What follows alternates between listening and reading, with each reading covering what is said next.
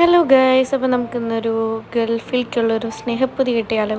അത് നമ്മൾ ഇത്തിരി മീനച്ചാറും ബീഫൊക്കെയാണ് ആക്കുന്നത്. മീനച്ചാറിന് വേണ്ടിയിട്ട് മീൻ ഉപ്പുമുളക് ഇട്ട് ഫ്രൈ ചെയ്തെടുത്തിട്ടുണ്ട്. എന്നിട്ട് നമ്മളൊരു ഉരുളി വെച്ചിട്ട് അതിലേക്ക് ഓയിൽ ഒഴിച്ച് അതിലേക്ക് ഉലുവയും കടുകും ഇട്ട് പൊട്ടിച്ചെടുക്കുന്നുണ്ട്. പൊട്ടി വരുമ്പോൾ നമ്മൾ കറിവേപ്പിലയും കൂടി ഇട്ടിട്ട് നന്നായിട്ട് ഫ്രൈ ചെയ്തെടുക്കുന്നുണ്ട്. പിന്നെ നമ്മൾ അതിലേക്ക് ആവശ്യത്തിന് ഈ വറുത്ത എണ്ണയും കൂടി ഒഴിച്ച് കൊടുക്കുന്നുണ്ട്. കാരണം എണ്ണ കൂടുതലുണ്ടെങ്കിൽ കുറച്ച് നാൾ നിൽക്കും അച്ചാർ, അല്ലെങ്കിൽ അത് പെട്ടെന്ന് നാശമായിപ്പോവും. പിന്നെ നമ്മൾ ഇഞ്ചി വെളുത്തുള്ളി പേസ്റ്റ് ആക്കിയത് ഇട്ട് കൊടുക്കുന്നുണ്ട്.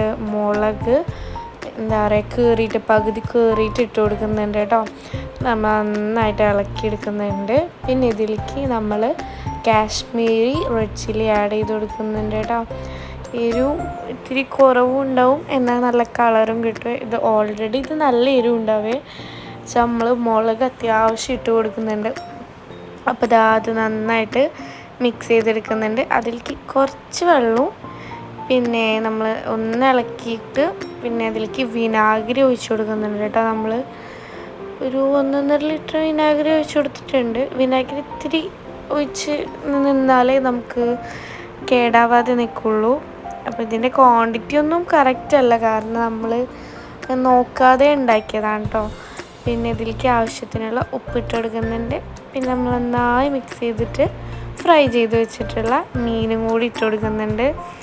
ഇത്തിരി വെള്ളം കൂടി ഒഴിച്ചിട്ട് നമ്മളാക്കുന്നുണ്ട്. പിന്നെ അതിലേക്ക് ഉലുവയും കായപ്പൊടിയും കൂടി ഇട്ട് കൊടുക്കുന്നുണ്ട്. നന്നായി മിക്സ് ചെയ്യുന്നുണ്ട്. ഇത്തിരി വെള്ളം കൂടി നിൽക്കണം. ഇച്ചിരി ചൂടുവെള്ളം കൂടി വെച്ചിട്ട് വെള്ളം കൂടി നിന്നാലേ നമുക്ക് കുറച്ച് നേരം കഴിയുമ്പോൾ നല്ല കട്ടിയാവും. അപ്പോൾ നമ്മളുടെ മീനച്ചാർ റെഡി ആയിട്ടുണ്ട്. പിന്നെ നമ്മൾ കുറച്ച് ബീഫും കൂടി മസാല ഇട്ടൊന്ന് ഡ്രൈ ആക്കി എടുത്തിട്ടുണ്ട്. അപ്പോൾ ഏട്ടൻക്കും ഹസ്ബൻഡിനൊക്കെയുള്ള പൊതികളാണ്.